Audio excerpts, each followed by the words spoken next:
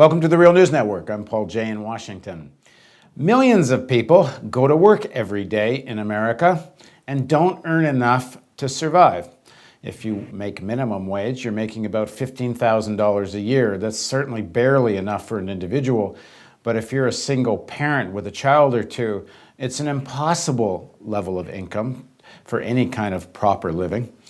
Now, some people suggest, as an argument against raising the minimum wage, well, why do you need it? There's something called the Earned Income Tax Credit, and that will look after such situations without putting undue pressure on small businesses. Well, a new study points out, well, it ain't working. Now, joining us to talk about this is Jeannette Wicks-Lim. Jeannette is an assistant research professor at Perry Institute at the University of Massachusetts, Amherst, and she co-authored a recent study with Bob Poland, who's the co-director there. Thanks for joining us, Jeannette. Thanks for having me, Paul. So let's start with the basic facts. What is the situation in terms of people living on minimum wage, and especially we know single mothers are most affected by all of this, and Right. What is the Earned Income Tax Credit supposed to achieve? Let's go back to the figure you just mentioned, about $15,000 of annual income from the minimum wage. So that's based on the federal minimum wage rate, which is currently $7.25. So if you're working year-round, full-time, earning the $7.25 federal minimum wage, you'd be making about $15,000. So that's what the minimum wage, the federal minimum wage, gets you. Now, the Earned Income Tax Credit is an income subsidy for low-income workers. And basically, it's determined by taking the earnings that you have and giving you a fraction of that back in either tax rebates or tax relief. You know, for low-income workers, often what they get is a tax rebate, which means they actually get a cash back in the mailbox that gives you some cash assistance. So going back to the $15,000, if you were earning the federal minimum wage rate and you're working full-time year-round, you'd get something on the order of about $5,000 in the Earned Income Tax Credit if you have a couple dependents. So, you know, the most generous benefits is what I'm referring to, and those go to households with at least a couple of kids. Yeah, to qualify, you need children. This really is directed at families, not individuals. Right? Yeah, it's a program primarily to support households that have dependent children. That's where you get the biggest benefits from. But, you know, so if you take these two things together, you take $15,000 from earnings, minimum wage earnings, and you add to it the federal EITC credit of $5,000, you're talking about an annual income of about $20,000. Now, if you compare this to what I would call a reasonable definition of what's a minimally decent level of income to support a family of one adult and two kids, that income threshold is about $40,000. So if you compare what you'd get from minimum wage earnings plus the EITC, the federal EITC, and compare that to this, you know, minimal income level that you would need to support a decent living standard, you're talking about having about half of what you need. So you'd be able to cover half of your basic needs. And just quickly, where did that $40,000 number come from? So that $40,000 figure it's based on the Economic Policy Institute's basic family budget income thresholds. And what they do is they go around the country and they try to add up what are the basic living costs for families that are raising young children. And they only add up, you know, like the title of the income threshold, the basic needs. So housing, energy, transportation, childcare, some personal care items, but they don't account for any kinds of savings. So you're not saving any money for education, retirement, or even if you have an emergency, you have no savings set aside to deal with, you know, to cope with, you know, a car breaking down or a medical emergency that may come up. So it's really just to cover the basic needs. So best case scenario now, if you have a kid or two, and with the tax credit, which is cash back if you're not paying taxes, is maybe you make 20 grand. So there's been campaigns right across the country in many, many cities to raise the minimum wage. And employers and opponents of this campaign often argue, well, there is this Earned Income Tax Credit. Why do you need to raise the minimum wage? So what does your study show?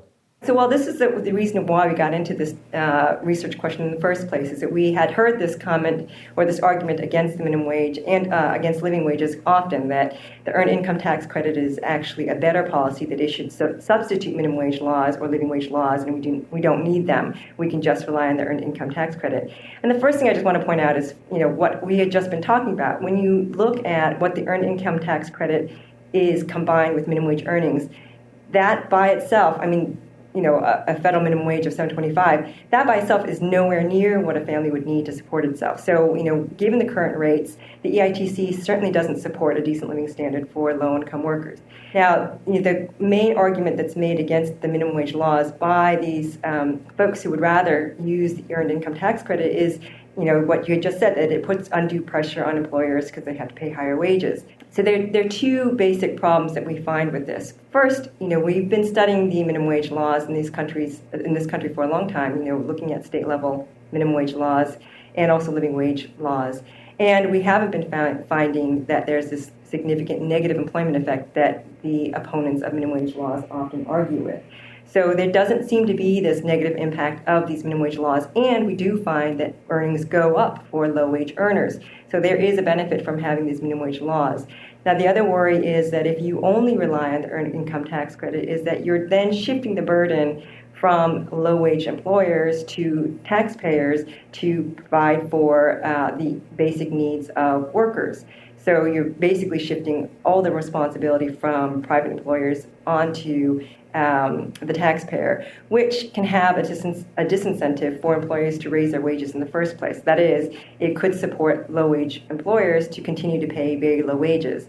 And so you have this problem where, as you increase or expand the EITC, you could then see that low-wage workers' wages tend to grow more slowly or even go down. And so that's a worry with expanding only the EITC and not also strengthening the minimum wage.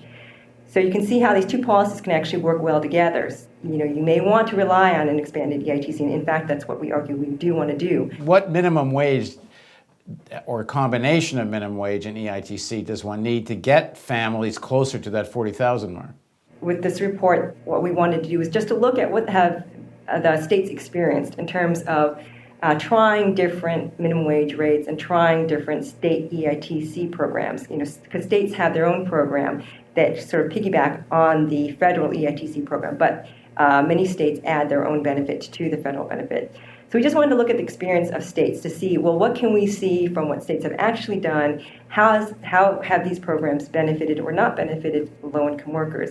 And we looked specifically at single mothers and single mothers with a high school degree or less, because this is the social group in the United States that's going to be most impacted by these two policies.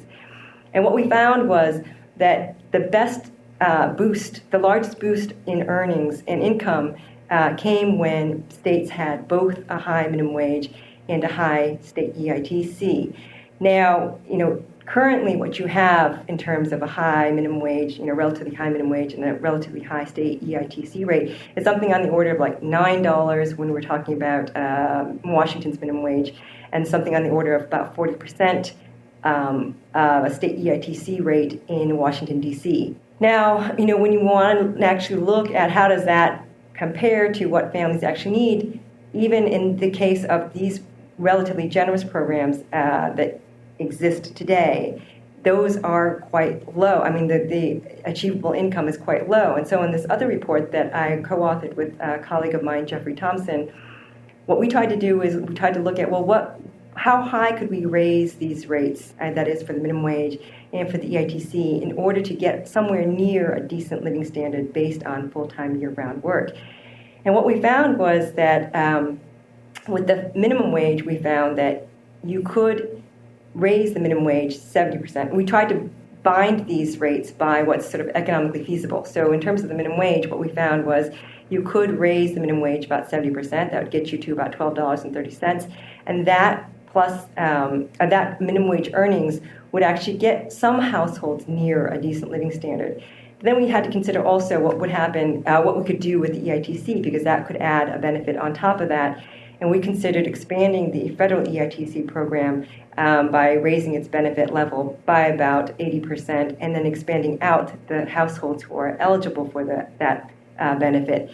Right now, the federal EITC program only gives income subsidies to families that have incomes less than $50,000 per year. And when you get even close to $50,000 per year, then you're looking at very, very small EITC benefits. We were able to find that something on the order of 60% of low-income working households would actually be able to achieve a decent living standard if we expanded out programs by that amount. And what would that cost, if that's a federal program, or a combination of state and federal, what would be the total cost for that?